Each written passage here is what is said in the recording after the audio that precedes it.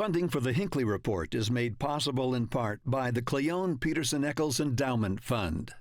Tonight, on the Hinckley Report, Utah's senators split their votes as a final decision is made on the next United States Supreme Court justice. Some candidates submit signatures to ensure their place on the primary ballot, while others leave their fate to the delegates at convention. And new polling shows Utahns' opinions on critical issues facing the state and country.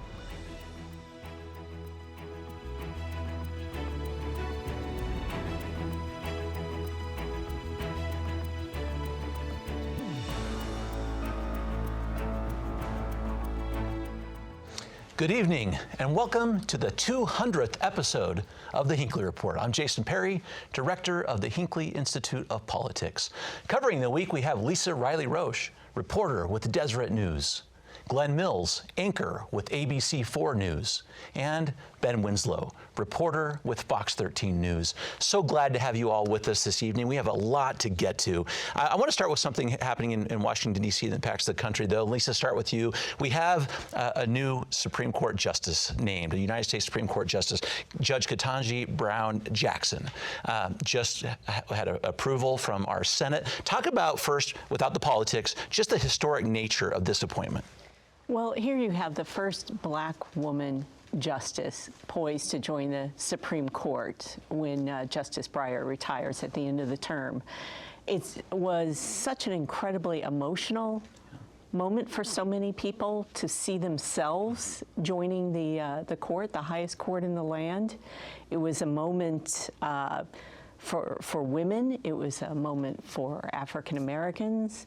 It was a moment for so many people, and yet it was overshadowed to some degree by politics. And that's a little hard for a lot of people to see, I think. Yeah, it's always interesting to see the politics in these Supreme Court nominees, and there certainly was that. Glenn, let's start talking about that for a moment. This was a very different reaction from our two senators from the state of Utah. Yeah, we've come to see that on a number of issues, especially the controversial ones where Senators Lee and Romney split and go in different directions, somewhat reflective of what we see play out in the Utah GOP as a whole.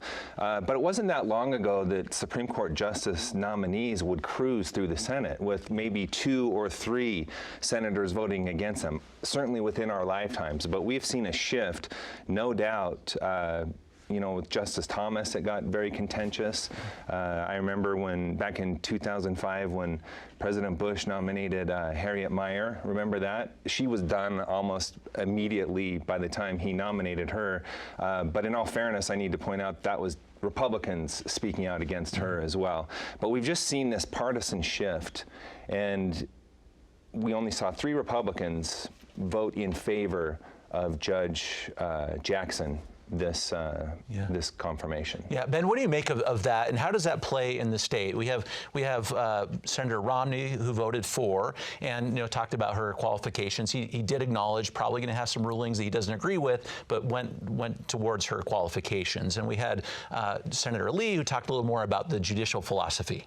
Well, to Glenn's point, this kind of speaks to the divides even within Utah's Republican Party and how they view some of these things. The split, just you have certain groups that obviously had concerns with whether she should be on the bench there in the U.S. Supreme Court. And then you had others who said, yeah, I may not agree with her rulings, like Senator Romney said, but she's qualified, she deserves to be there, let's put her there, and voting for it. And I think that just kind of plays out, and what you're seeing is maybe even the polarization at play within our own state. Yeah. One interesting point I want to bring up real quick is she was up before the Senate just last year for the D.C. Circuit Court.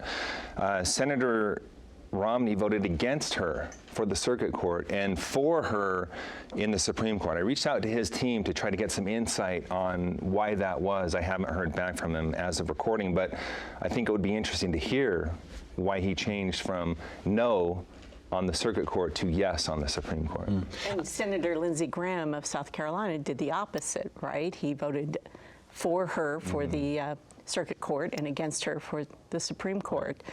And for what it's worth, Senator Lee was no both times. But I believe Senator Lee, the first time she was up, because this is her 3rd time for confirmation, I believe he might have been a yes the first time. Ben, since you brought this up for just a moment, and I know you're talking to a lot of people in the state of Utah about this. These two very different approaches. How are they being perceived in Utah on the political side? You know, Utahns are going to have a chance to vote for Mike Lee before they're going to have a chance to vote for Mitt Romney if they do. And it's going to be fascinating to watch play out, because what you have is going into convention right now, of course, Senator Lee is beloved by the delegates. We saw at the last state party convention rock star treatment that he got, the cheers. Senator Romney got booed. But on the other hand, you also see in electorate general primaries and things, Mitt Romney did very well. A lot of people really liked him, very beloved in that respect, at least against his last opponent when it came to the results of the Republican primary. So, you know, this is playing out here as well on a much smaller scale, obviously, compared to national politics, but it's still playing out. Lisa, what's hanging in the balance? We talk about politics of these picks, but there are some pretty big issues that are being decided right now by the current makeup of the United States Supreme Court, and some big ones will be coming down the road. There certainly are major issues coming up, and getting back to this issue of the split that we saw over her nomination and how it was treated in the Senate. It's so interesting to me that most of the issues that were raised by the Republicans on the Senate Judiciary Committee seem to have little, if anything, to do with what she would be doing in terms of dealing with some of these major issues that are coming up. You know, did she agree with a children's book that was in a library of a school she sat on the board of? Could she define woman? Could she talk about some specific things that might come before the court? Well, a nominee doesn't do that, because a nominee has to be able to look at issues with an open mind going forward, and that would certainly include the definition of woman, for example, with transgender and LGBTQ issues continuing to head toward the court. So the fact that the Republicans base their whole attack on her nomination on things that largely had little, if anything, to do with those issues is very curious. It seems like we're getting more and more extreme in how we politicize these issues. And something as important as the Supreme Court, it's astounding that we've gotten to this point. It's a show. The hearings are a show, and politicians are trying to score points with their base. If you take a look at those questions that you just mentioned, they're all based on the hot issues of the day that are really driving people when it comes to politics right now, and they see that as an opportunity to say, look, I'm standing up for what you believe in here in this Supreme Court setting, when, and as you point out, really has nothing to do with what's going to happen on the bench. Yeah. When does that base say, or how does that base grow, though? I mean, 'cause that's what politicians need to get elected, right? Let's talk about that base for just a second, because I want to ask you about the President Biden impact from this, Glenn, since you brought that up as well, and because Lisa is right. I'm going to give you the Utah perspective, just the numbers from a poll that we did with the Deseret News recently, and President Biden has a 31% approval rating in the state of Utah, just over around 40 nationally. Yeah. Does this pick help him? Does it help this base that Lisa's talking about? In the state of Utah or anywhere across the country? Yeah. Across the country, I think it might. Here in the state of Utah, I'm not so sure that it will. But when you talk about a president's approval rating, I still believe that most people are looking at economic issues and how they perceive presidential policies are impacting their pocketbook.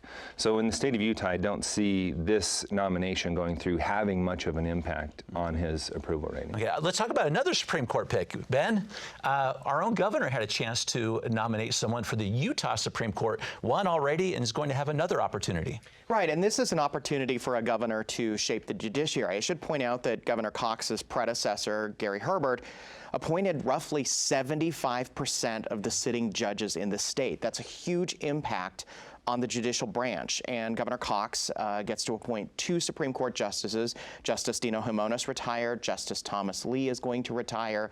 So this is an opportunity for him to also shape the judiciary, because the Supreme Court, as we're seeing on a national stage with some of these big issues like Lisa mentioned, you also have local decisions, and there's some big ones that are coming up. We've got a redistricting lawsuit that's no doubt going to end up before the state Supreme Court.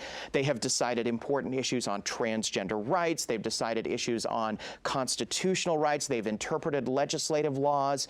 This is a big moment, and this is something why people should be paying attention to the Supreme Court and what these justices do, because even on a local level, they shape our lives. And the governor has a chance to put his imprint on it. Of course, he's got to get through the Senate. These nominees, the governor can appoint one, but it's the Senate that confirms them. And the hearings will be interesting to see if Judge Hagan's judicial philosophies, judicial temperament, things like that, the rulings in the past, if the Senate confirmation committee supports these things, and if the Senate as a whole does. I don't expect a lot of problems. In fact, I've been told no one really has any concerns or anything about this. But it's just another example of how these systems of government do work and how they can have outsized influence on a lot of us. It's just a great point. And another example of how things are so different when you take a look at the national level versus the state level. Yeah, absolutely right. One other point I wanted to bring up on the National Supreme Court real quick, though, is conservatives still have a strong grip. When we talk about what's to come, as far as the cases with abortion and other issues that the Supreme Court's going to be taking up, conservatives still have a strong grip on the court.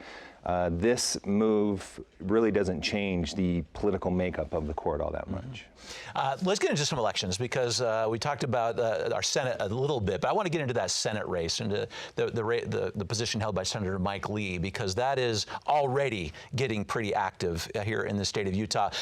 As of this last week, on the Republican side, Senator Mike Lee, Ali Isom, and Becky Edwards all got signatures. So Lisa, how does this play going forward? Because it's interesting, all 3 of them guaranteed a place on the primary ballot for the Republicans. Exactly, and what we're seeing is a real attempt to unseat Senator Mike Lee after 2 terms in the Senate here in Utah. And we're seeing it at the primary level, obviously, with Becky Edwards and Ali Isom challenging him, and both of them going after more moderate voters, trying to pick up perhaps unaffiliated voters and maybe even a few Democrats. But the real race is going to be in November, obviously.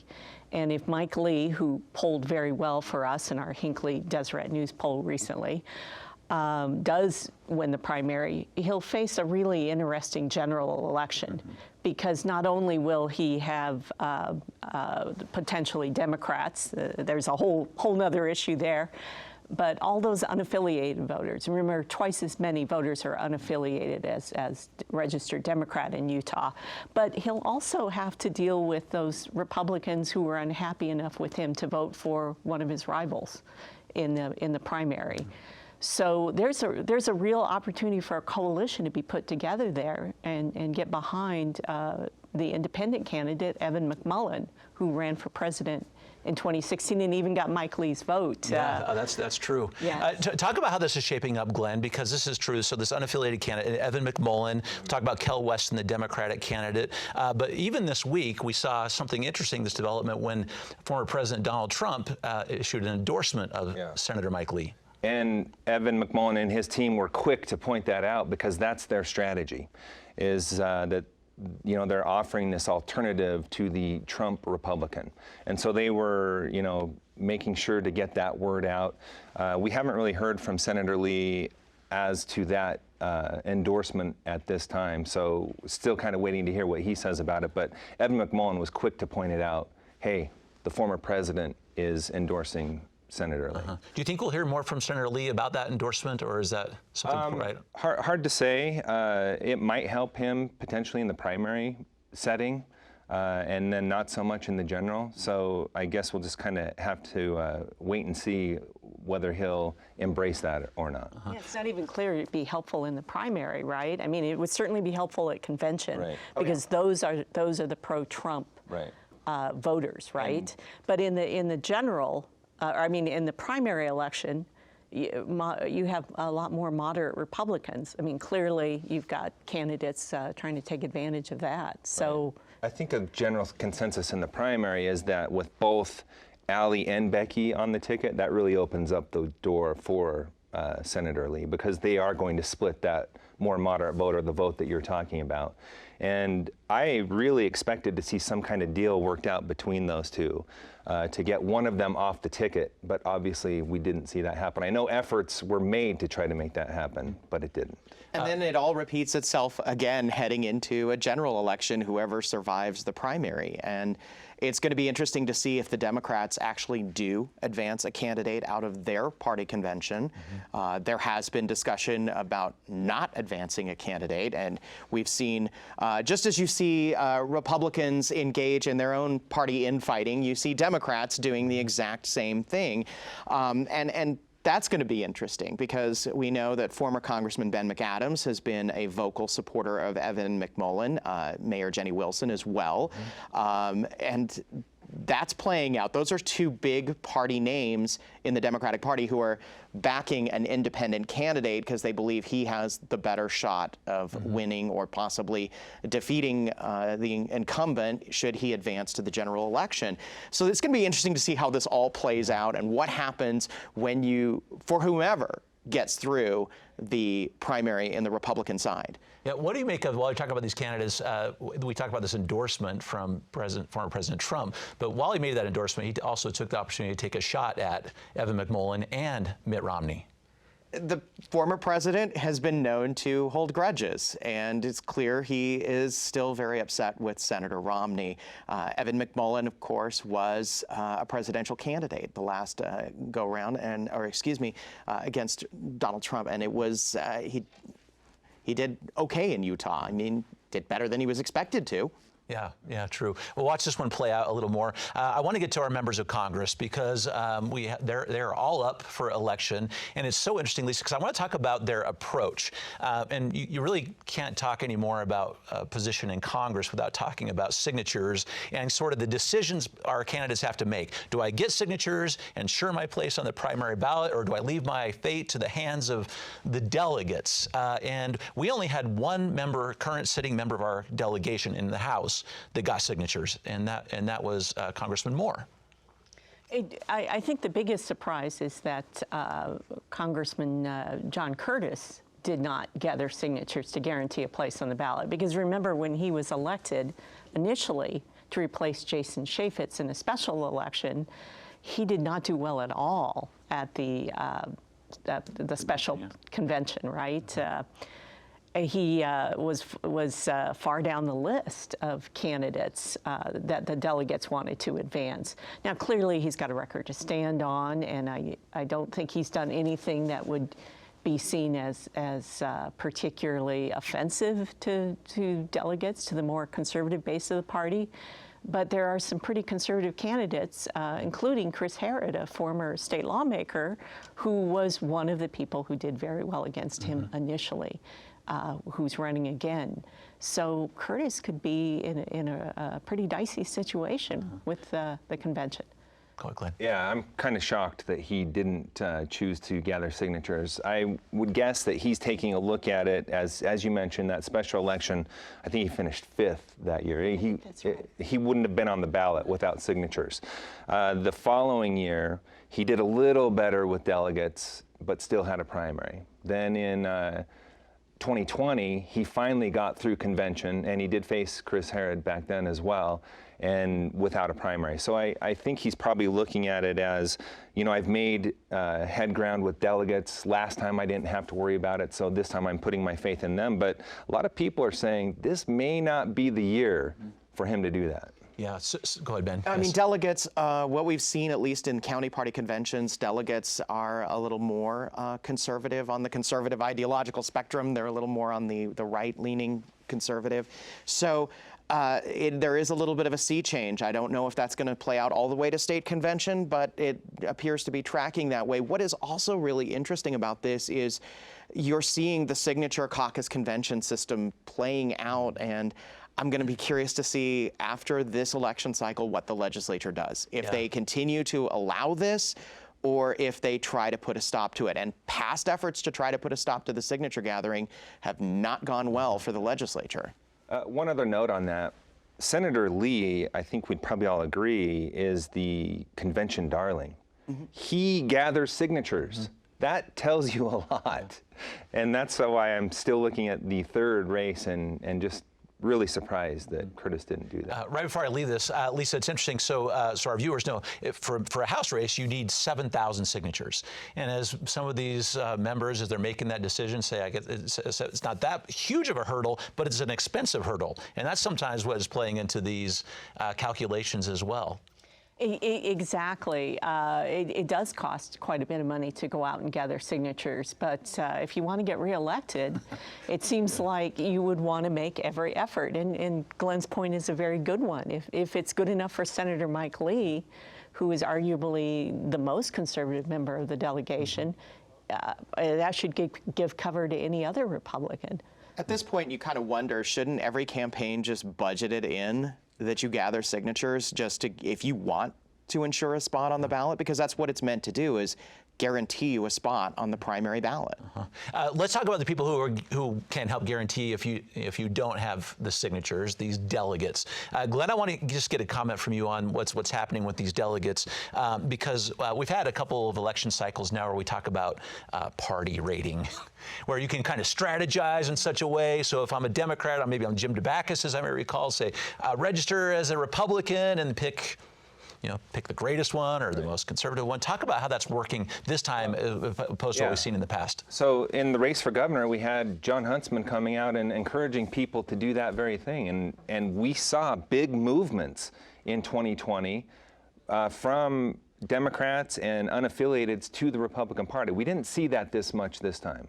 Now, Representative Tusher, who ran that bill, came out with a statement saying that he believes what he did worked. But I don't think you can really compare the 2 years because, one, I think 2020 was just a bigger draw with the race. And two, this year, the Democrats aren't necessarily focusing on the primary, as we've established in this show. They're looking forward to the general election, the one race they want to make a difference in the race for Senate. They're focused more on the general than they are the primary. There was also a sense that with the deadline moved up, people weren't necessarily paying too close of attention to the party switching deadline. And the way that the law is structured, it's still for if you are registered in one party, whether it's Democrat, Constitution, whatever, if you want to vote in the closed Republican primary, you need to switch your party affiliation. And you can really switch your affiliation if you're a Republican and you wanted to become a Democrat. It works the same way. But what it doesn't apply to is unaffiliated voters. And that'll be interesting to see what happens is how many people who are unaffiliated decide to affiliate before the June primary. Lisa, maybe give us our last comment on this too, because you brought this up a moment ago as well. That March 31st deadline, if you are affiliated, that's when you have a chance to change. But it really does not give us a full view at all about who might show up for these. To Ben's point, exactly. We have twice as many unaffiliated voters in this state as we do Democrats. And I think that new law actually creates a little bit of confusion. I know I had to check that out before the show to make sure I understood it correctly, because even reading the law. But you still have time, if you're an unaffiliated voter, to affiliate with a party. And in this state, the Republican primaries are closed, meaning you have to be an affiliated Republican to vote. But the Democrats are open. So if you're interested in voting in the Republican Party and are unaffiliated, you can do it right up until and including Election Day. We watched this one close, so many dynamics at play. I want to talk about one more dynamic as we get ready to close here, because I see this being a major issue, here, certainly in the state of Utah, but on the national stage, and that issue is inflation. It's getting so expensive for everything, and we've done some polling, as we talked about with the Deseret News. 93% of Utahns said they're concerned about it. But what's interesting, Ben, a comment on this is only 38% of Utahns said they saw their salary increase over this past year while costs continue to go up. How much does this water cost again? I mean, really? No, Exactly. it's a big concern for everybody. Look, we're all feeling it because we all, got to go buy groceries. We all got to buy, things to get around. And costs are going up, and wages are not. And you're starting to see, that's why I think you're also seeing the little bit of the great resignation that is, of course, all over this state. And people are leaving because they're like, I can get a better gig somewhere else and make more money here. Wages have to keep up with the inflation, or inflation's got to come down. We're